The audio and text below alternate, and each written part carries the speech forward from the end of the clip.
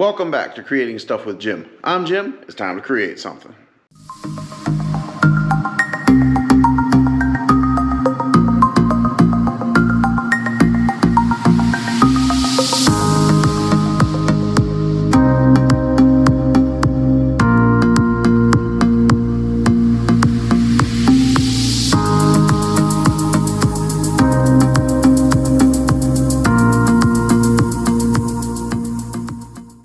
Welcome back. In this episode, we have this truck is my buddy's truck. It's a 2000 F-250, and we are going to be installing a multi-mount winch on this truck. So tell you what, let's get into it, and I'm going to show you what I got. The winch we're going to be putting on is going to be a 9,000 pound Badlands winch. Now I'll be honest with you, for a truck this size, me personally, I would much rather have a 12,000 pound winch. But unfortunately, we got a really good deal on Facebook. Got this used on Facebook Marketplace for a really good deal, and even though it's not a 12,000 pound winch, it's going to work just fine for what my buddy wants to use it for, because he's been using a come along for certain things, and this is going to take the place of that come along, and this is going to be an invaluable tool. So, and how we're going to mount it, and we're going to be mounting it using a multi-mount receiver mounting system. And what that is we have a cradle that this winch will be bolted to with a piece of 2-inch square tubing sticking out that will go into a 2-inch receiver trailer hitch. And what we're going to end up doing is we're going to put a 2-inch receiver on the front of this truck. And by doing that, that will give an anchor point where we can hook the winch up so he can use it. So I think this is going to be a very helpful tool for him when we get it all set up. Now, I do want to tell you that yes, for a truck this size, a 9,000 pound winch is, I mean, it's on the line. Me personally, for a truck this size, I would rather have a 12,000 pound winch, and I'd rather have a hard mounted or a permanent mount on the front, because they don't make a 2-inch receiver for the front that can handle a 12,000 pound winch. Well, it won't handle it. Not saying you can't do it, because I have a 12,000 pound winch on a multi-mount, but I understand the limitations that, I mean, if I pull hard enough, I'm going to rip it out. But once again, that's just the application I'm using it for. I'm being cautious. But the thing of it is, like I said, the hard mounted 12,000 pound, which would be a much better choice for this truck. The reality of it is we got a really good deal on this winch. And the truth of it is, I mean, yeah, it's not as powerful, but it's still going to be incredibly useful. It's still going to do everything he needs it to do. And then the plus side about having a multi-mount is it doesn't stay on the truck all the time. So when you're not using it, you can put it in your garage, and it's not sitting out in the weather all the time. And that's actually a very good benefit. So, and then also with the multi-mount, he can mount it in the rear receiver of his truck, and also he has an equipment trailer. So I'll also weld a receiver in the front of the equipment on the front of the deck, so then he can use the winch to winch something onto the trailer. So once again, not the most ideal setup, but it's going to have the flexibility that he's going to be an extremely valuable asset once it's working. So, so putting this winch on multi-mount, and we're just using an off-the-shelf front receiver mount for the truck. We're not built, I mean, in all honesty, I'm doing everything with off-the-shelf parts. I'm not building anything custom and crazy. When we get to the electrical system, I'm going to do a couple of neat little touches. You might get a few ideas from someone took from a friend of mine.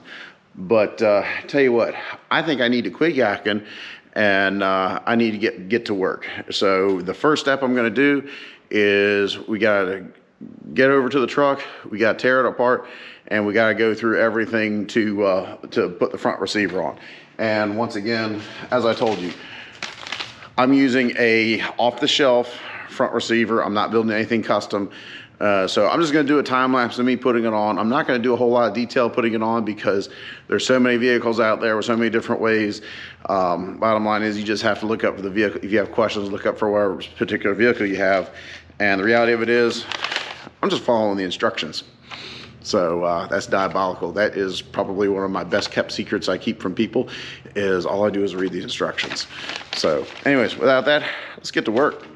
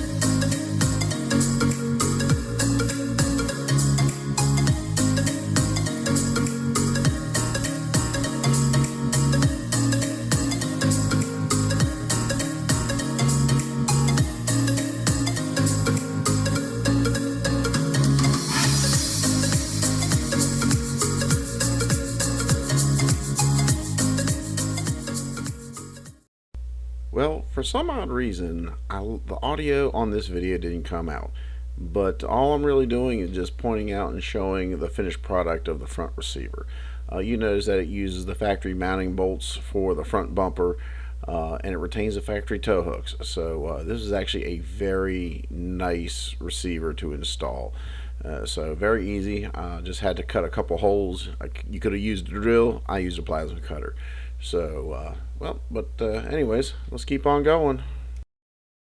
All right, now that we got the front receiver mounted on the truck, now we have to turn to the winch and the winch mounting plate.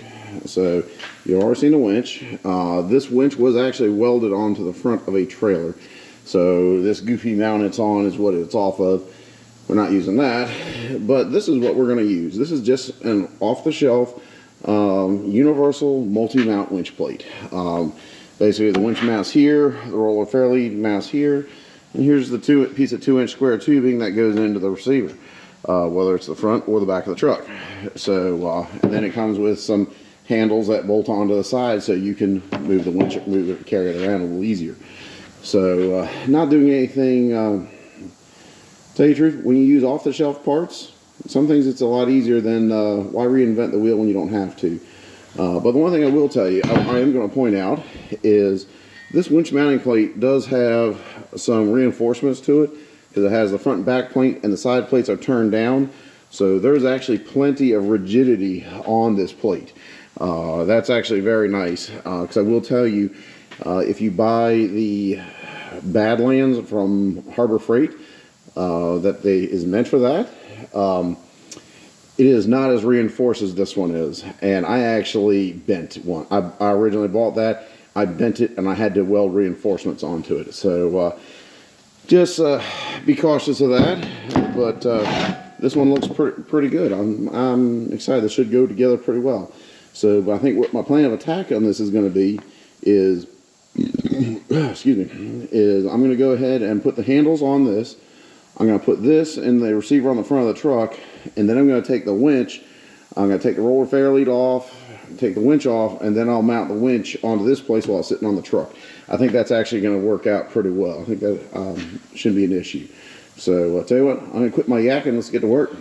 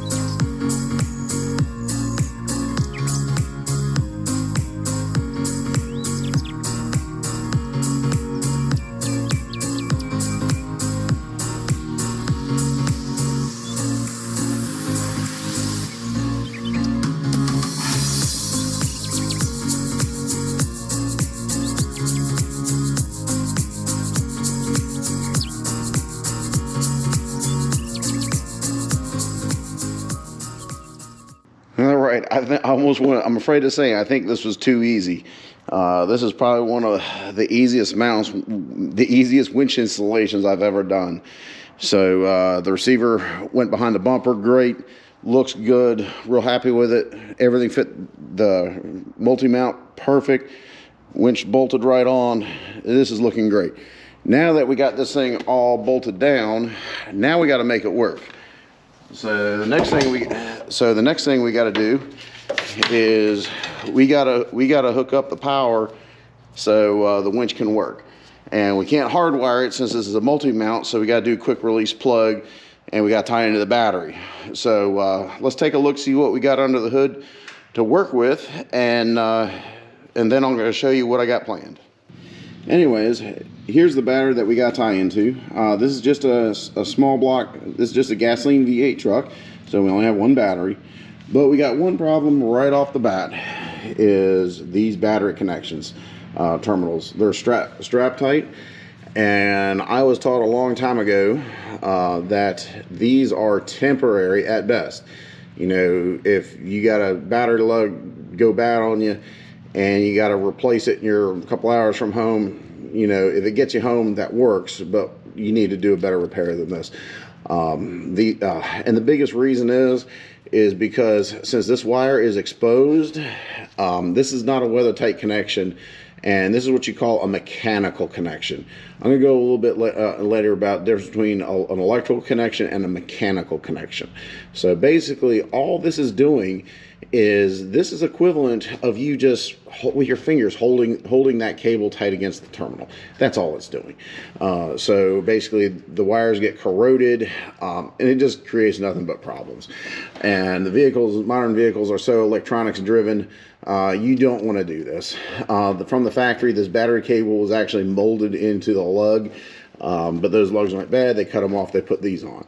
So, but I'm going to show you my way to fix this, which I have been doing it. This is my way. I've been doing it for a very long time. I've had zero issues with it. But I'm going to show you what I got in store to fix this, and along with what we're doing. So now let me go show you what I got so we can hook this battery to that winch. So all right, let's get into it. Now I'm going to show you what I got to hook the winch to the battery. Since this is a multi-mount winch, we have to put a connector in the wires because the winch is not going to stay on the truck all the time, and it can be used in multiple vehicles on multiple locations. So one of the biggest things I do when I do a multi-mount winch setup, rather than build the cord completely by scratch, I cheat. Basically, this is a set of quick disconnect jumper cables. I bought off Amazon, relatively inexpensive. I think they're less than $100. But what it does is it gives me some plugs. It gives me plugs. It gives me a pigtail to hook to the battery, and then you have a set of alligator clips that plug into it. This is actually my favorite set of jumper cables because I put a set on my big truck probably 17 years ago, and I still have the cables today. No one can steal them, because if you steal them, they're not going to work on anything you got unless you have one of these. So and plus I can't loan them out. So I've lost many set of jumper cables, and a lot of times it's just because I loan them out and they don't come back. So guess what? These jumper cables are going to be paired to this truck, and they won't work on anything else. So that is a very good reason to use them. So start off with a set of these jumper cables, and so we got to hook this. We're going to end up hooking this to the battery, and then what I ended up doing is, from my local Napa store, they actually sell these plugs. They sell these with the terminals that go inside. So I could have just got some regular battery cable, and I could have made this without having to buy this. But I'm going to show you the benefit of doing it this way. Number one, you already have a pigtail made, so that's number one. Bought this, and they will plug right in, and it's going to work. So then I just have to wire this into the winch. So, but here's the other kicker, is because yes, the winch will plug right into this, and all these plugs are universal. So guess what? So if I take that multi-mount winch and I put it on the front of a trailer, I can, this side of the plug will also plug into the winch, and then you can take your alligator clips and you can hook to the battery of a vehicle to power it, or just a loose battery. So that's the plus side about doing this setup, is you can really have the flexibility to power this winch off of any vehicle, even if it doesn't have the pigtail already wired into it. So, or you could do another thing, is you could actually strap that winch to a tree. You can get a 2-inch receiver, put a plate on it with a couple of hooks, put a strap it to a tree, put a battery next to it, take these jumper cables, and you can run the winch, I mean, on its own, hooked to a tree. So that's a lot of work. But if you're in a situation that's the only option you got, hey, that works. It's what it is. So that's the benefit of getting this set of jumper cables right here, is because you get the pigtail to plug into the winch, and then also you have a set of jumper cables to use as normal jumper cables, or you can put that winch on some vehicle that doesn't have the plug, and you can power it off of the battery. So these are really not that expensive, and you get a lot of benefits out of them. So that works out really well. So now, but moving on, since we have that, when we go hook this into the truck, we're going to put a little bit of safety into this, is because this is high amperage. These cables can carry a lot of amps, and basically, although there's a rubber cap for this, this is actually going to sit loose underneath the hood when it's not being used. So there is no need to have this energized 12 volts hot all the time. So what we're going to do is, this is just a high amperage battery master switch. We're going to make a mount. We're going to mount this in here. And so what it is, when you're ready to use the winch, you flip that on, you have power, run the winch. When you're done, you turn it off. So this is cold, so there's no way that this can arc and short out and possibly cause a fire. So that's just an added level of safety. So you don't have to do this. Like I said, you can get away with just coiled up underneath the hood. And I'll be honest, that's how my truck is. It's been that way for a long time. I have never had an issue, but I'm doing this for somebody else. I'd rather take the extra effort for somebody else to make sure they're safe and their vehicle stays safe. In all honesty, and I'll probably break down and do this to my truck as well. So, and also, especially like if he decides to run an outlet to the rear trailer hitch, so he can power it off, have it in the rear trailer hitch, have a plug all ready to go. Once again, you don't need those cables energized underneath the truck the entire time. There's just too much of a chance to chafe a wire for the plug to arc out and cause you a problem. So we're gonna make a bracket. We're gonna mount this in the truck. And I got another trick I got from a buddy of mine. I'm gonna show you. This is gonna be one of the last things we do. So we got that. And now I'm gonna talk to you about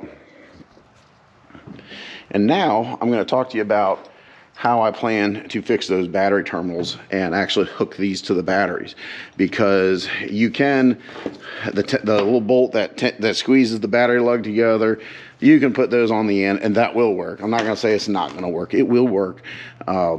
So, I mean, that is an option, but I like going a step above, and I want to make some really good connections. I want to make some really good cables.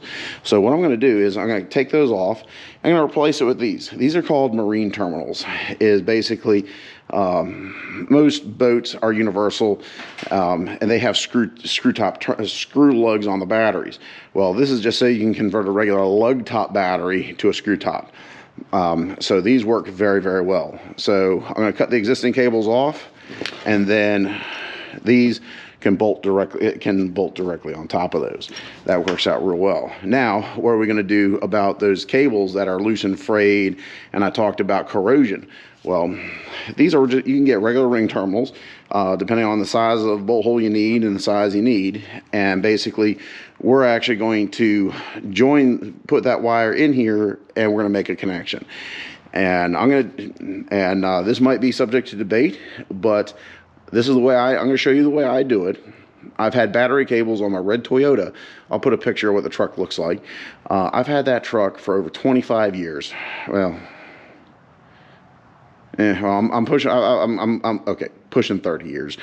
Anyways, what it is, the way I'm going to show you on how I'm going to put these ring terminals on is, I've built some battery cables just like I'm going to show you for that truck over 25 years ago.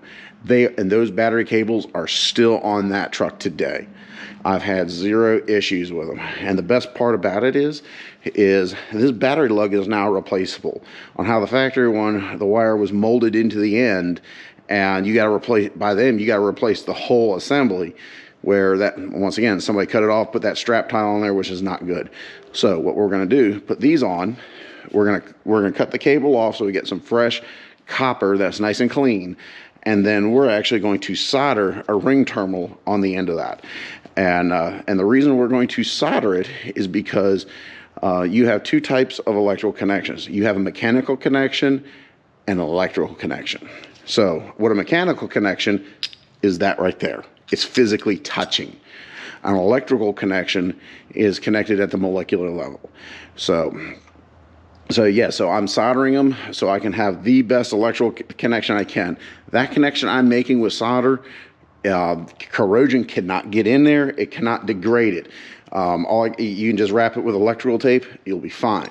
So anyways, a lot of these get crimped, and people are going to say crimping is better. So I'm not going to say one's better than the other, but if crimping is better, then why is a mechanical connection better than an electrical? Ask if you know somebody who does electronics, who works with integrated circuit boards. Ask them what cold solder is, and that's the difference between an electrical connection and mechanical connection. They'll tell you the truth. So anyways, I solder them. Crimp connections, I've had issues with those, with corrosion. I've had those connections fail. Every connection that I've done soldering, I have never had one fail. So, but that's me. I'm sure one of them has failed somewhere in the world. But anyways, this is just the way I do it, and feel free to do it however you choose to. But like I said, this works extremely well for me, and but I'll show you the whole steps on what I got to do. So, but once again, on doing it this way, is with these ring terminals, is when this gets worn out, guess what? You can go buy a new set of these for maybe like $5, and then when this connection is already made, you just take a wire brush, clean this up so it's nice fresh copper, and you got a brand new connection. You don't have to replace any cables. You don't have to make any connections. So put a little extra work into it, goes a long way. So, all right, we'll tell you what, enough yakking about it. Let's go ahead and get to work. We got to make the bracket for this, and then we got to make some battery cables, and we got to splice everything together. So let's go to work.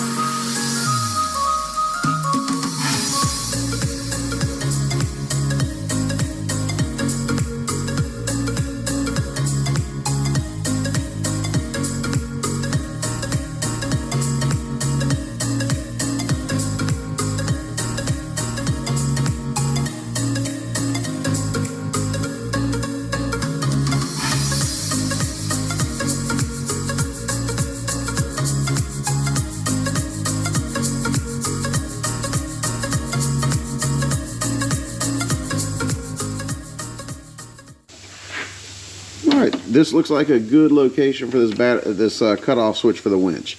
So that looks good. I'm not going to tighten this down just yet. In all honesty, I got to paint this bracket. So I'm going to take this back out. But now I can size my battery cables the right length. So now let's go ahead and let's start building our battery cables.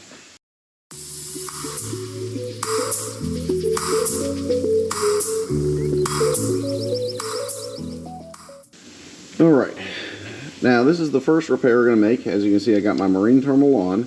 Now these two existing ground wires, these were originally done just like this in a factory lug. Luckily I have one ring terminal. I was able to squeeze them both in there. It was kind of a tight fit. That's a good thing. And even soldering, You can still crimp them to take up some of the space if need be, but I think this is gonna work just fine. I got the lug oriented just how I want it, so now we got to solder that up. All right, now to solder this up, you saw how I peeled the insulation back, so I got nice shiny copper wire. It's got to be clean. If it's not clean, it's not going to work very well. Now the solder you use, doing this is actually very, very similar to sweating copper pipe if you're a plumber. So it works the same way. So basically the solder you use needs to be a rosin core solder. If it's not rosin core, you got to use flux, but I've got rosin core, so it's nice and easy. And I'm going to use a propane torch. It stays lit. And when you apply the heat, if you notice I apply the heat down toward this end, even though I'm putting the soldering down here, I'm putting the heat down here. And the reason I'm doing that is just because the heat will pull the solder in. So, but we're going to keep the heat on it for a little bit. And basically you're going to watch the copper when the flame, you may or may not be able to see it on camera, but when the copper gets hot enough, the flame will actually turn green. When the flame turns green, you know you're hot enough. And then, oh, there I got a little bit of green in there. And then just feed the solder in.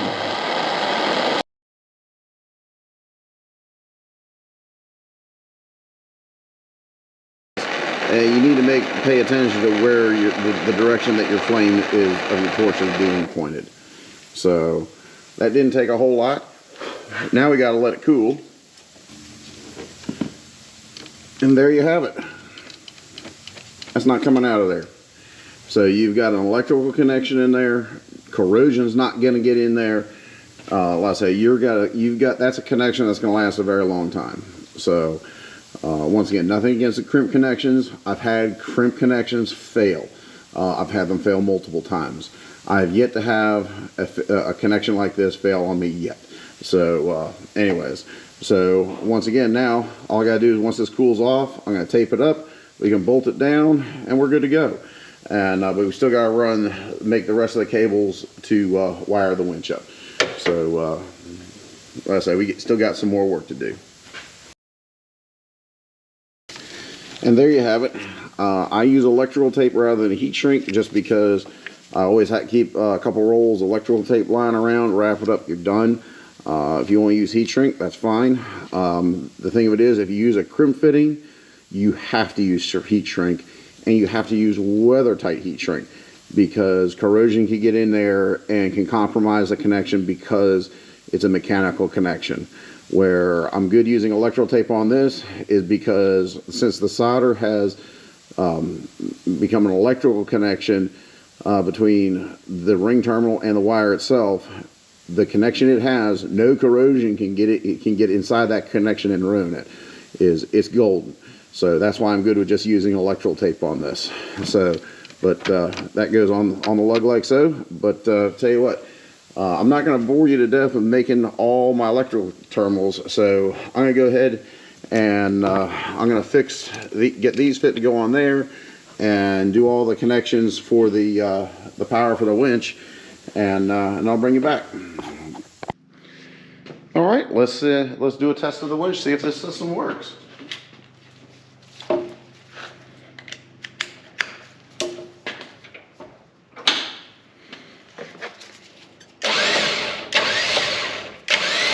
I got the winch in free spool, so